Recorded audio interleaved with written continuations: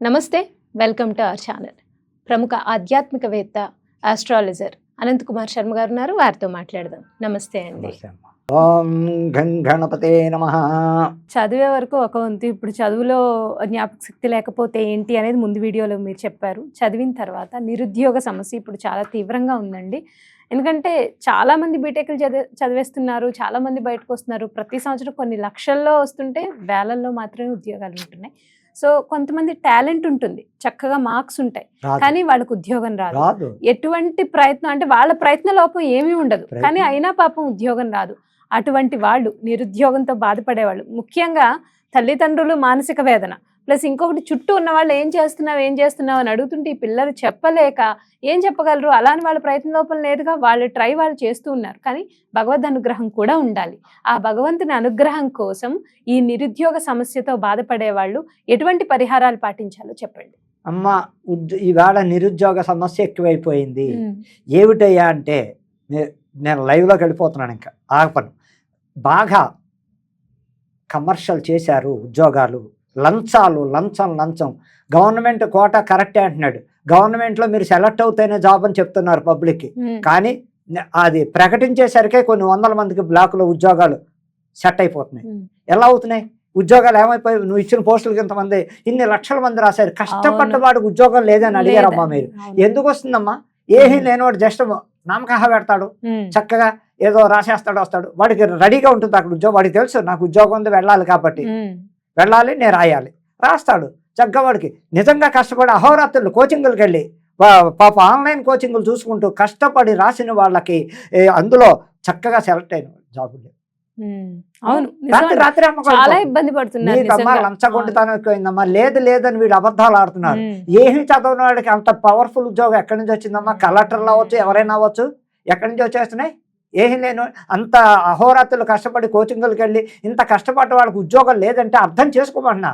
బాగా లంచగొండితనం ఎక్కువైపోయింది. జాబులు, గవర్నమెంట్ జాబులు, ప్రైవేట్ జాబులకే లంచాలు అడుగుతున్నారు. ఆఫ్టర్ సాఫ్ట్వేర్ ఉద్యోగాలు కూడా లంచం అడిగి తీసుకున్నారు. ఇన్ని లక్షలు మీరు డిపాజిట్ పెట్టాలి, తర్వాత మీకు అందులో కట్ చేసేస్తాం, ఇలా చెప్పి మాయ కబుర్లు చెప్పి మోసాలు చేస్తుంటే నిజంగా నిరుద్యోగ సమస్య ఎక్కువ అవుదామా?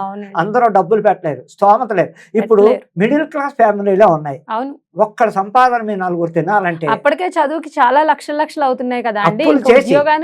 అప్పులు చేసి పొలాలు తాకట్టేట్టు, బంగారాలు తాకట్టు పెట్టి లోన్లు తీసుకుని ఎడ్యుకేషన్ లోన్ తీసుకుని చదివించుకుని లాస్ట్ కి అప్పులు మిగులుతున్నాయి. అప్పులు వాళ్ళు ఒత్తిళ్ళు ఎక్కువైపోతున్నాయి. లోన్లు ఇచ్చిన వాళ్ళంతా ఒత్తిళ్ళు చేయడం, వీళ్ళకి జాబులు లేకపోవడం, ఎంత అప్పు చేసి కూడా లంచాలు తీసుకుని వాళ్ళు తిరిగి పోవడం, రేపు మాపడడం, ఏదైనా అంటే బెదిరించడం, ఏం చేసుకుంటావు చేసుకో, ఇంకా లేదు అని కూడా బెదిరింపులు చేయడం ఇష్టారాజ్యం కింద తయారవుతోంది. కాబట్టి చక్కగా ఉన్నవాడికి, కష్టపడ్డవాడికి, ఏ వృత్తులైనా సరే కష్టపడ్డవాడికి దారి లేదు, అన్యాయానికే దారుంది.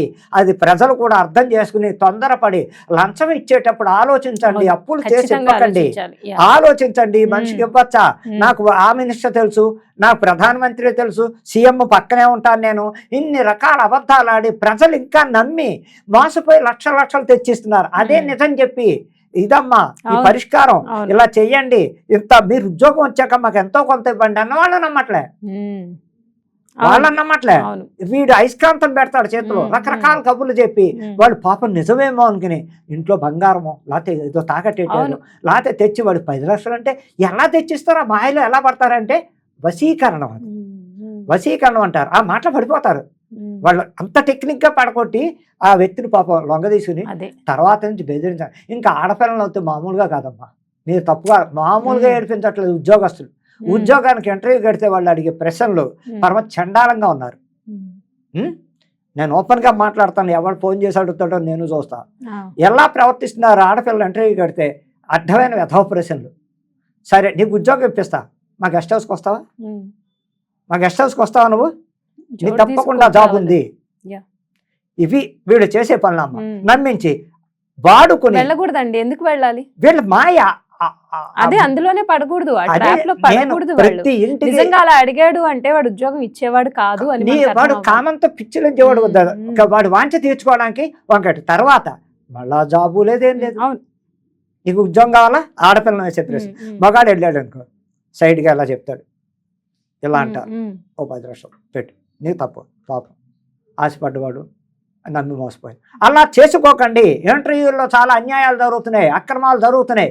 వాళ్ళకి చెప్పినట్టు విధానంగా విన్న వాళ్ళకి అక్కడ ఉద్యోగం నిజంగా కష్టపడ్డవాడి జాబు లేదు. ఆలోచించండి.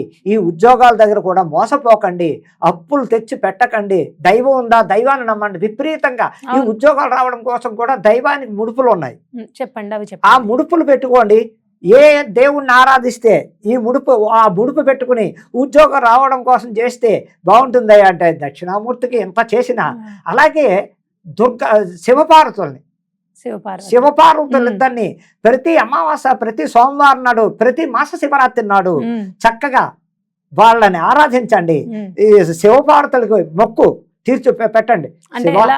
ఎలాగయ్యా అంటే ఇప్పుడు శివపార్వతులు ఉన్నారు, వాళ్ళకు ముడుపు ఏమిటయ్యా అంటే చక్కటి పరిష్కారం. ఈ ఆయనకి ఇష్టమైంది ఓం మహిం శ్రమ, ఓం మహిం శ్రమ. బియ్యం మూట కట్టడం శివపార్వతులకి. చక్కటి బియ్యం, ఒక తెల్ల పంచిలో బియ్యం మూట, తెల్ల బట్టలు, తెల్ల బ్లౌజ్ అని తెల్ల మూట కట్టడం, చక్కగా చిటికెడు పసుపు వేయడం, అందులో రూపాయికి ఆయన వేసి శివపార్వతుల ఫోటో దగ్గర లేకపోతే శివాలయానికి వెళ్ళి శివాలయంలో కట్టుకునేది ఉంటే కడతారు చాలా మంది చెట్లకి. ఏవో రూపేణ మనసులో ఏదో ఒక రెమెడీ ఉంటుంది. ఇది ఏమిటయ్యా అంటే శివపార్వతులు నమ్ముకుని ఆ ముడుపు పెట్టుకుని మళ్ళా సోమవారం నాడు నేను ఈ వండుకు తింటా స్వామి, నేను వండుకు తింటా, నాకు ఇలా కొన్ని రోజులు చేసుకుంటా, కొన్ని వారాలు అనుకోవాలండి, కొన్ని వారాలు నీ కోసం, ఓ 10 వారాలు 12 వారాలు నీ కోసం మొక్కు.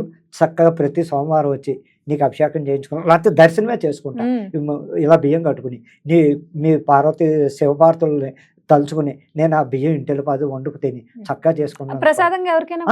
అయ్యో లక్షణం పులిహార చేసి అదే గుళ్ళో చక్కగా పట్టుకెళ్ళి అందరికీ మన చేతితోటి ఒక గిన్నెలో పెట్టుకుని గరిటె ప్రసాదాలు ఒక కప్పులో వేసి చక్కగా డొప్పల్లో పెట్టి అలా ఇప్పటి వల్ల కూడా ఆ మొక్కులు తీర్చుకోవడం వల్ల కూడా ఎంతో ప్రసిద్ధి ఉంది, ఎంతో పవర్ ఉందమ్మా. అలా అదొకటి. ఇంకాకపోతే గణపతికి కూడా ముడుపుంది. ఏమిటయ్యా అంటే ఇలాగే బియ్యం పసుపు బట్టలు, బియ్యం మూట కట్టడం, అందులో ఇలాగే ఈ ఇంకా పసుపు బట్టలు బియ్యం పోయడం, చక్కగా 1/2 కేజీ కేజీ చిటికెడు పసుపు వేయడం, రూపాయికాయను వేయడం, మూట కట్టేసి పెడితే వినాయకుడి గుళ్ళో కాదు, వర్షాలకి దీనికి తడిసిపోతున్నాను వినాయకుడి ఫోటో దగ్గర పెట్టేసుకోవడం. మళ్ళా సంకష్ట చతుర్దశి కానీ బుధవారం నాడు కానీ, బుధవారాలు మొక్కెట్టుకుందాం. ఇన్ని బుధవారాలు స్వామి, ఓ 9 బుధవారాలు నీకోసం నేను మొక్కు. ప్రతి బుధవారం నీకు వచ్చి 9 ప్రశ్నలు చేసుకుంటా, నీ దర్శనం చేసుకుంటా, నీకు గరిక బెల్లం నీకు సమర్పిస్తా. ఈ బియ్యం బుధవారం మార్చి మేము వండుకు తింటాం. ఉండ్రాళ్ళు చేసి ఆ బియ్యాన్ని మరపట్టించుకుని చక్కగా నూక చేసుకుని ఉండ్రాళ్ళు చేసి నీకు నివేదనగా ఇచ్చి ముందో 2 పేరెంటాళ్ళకో 2 భక్తులకో నీకు నివేదన తాంబూలంలో పెట్టి అప్పుడు మేము స్వీకరిస్తాం. అలా చేసినా కూడా అమ్మా ఉద్యోగ ప్రాప్తి తప్పకుండా కలిగి తీరుతుందని నేను ఖచ్చితంగా చెప్తున్నాను. ఇలా చేసుకోండి. నమ్మక ద్రోహాలు జరుగుతున్నాయి, ఉద్యోగాల్లో నమ్మక ద్రోహాలు జరుగుతున్నాయి. ఆడపిల్లల్ని ఫస్ట్ నేను చెప్పే ఆడపిల్లలకి తొందరపాటు ఎక్కువైపోతుంది, ఫాస్ట్ అయిపోతున్నారు, వెంటనే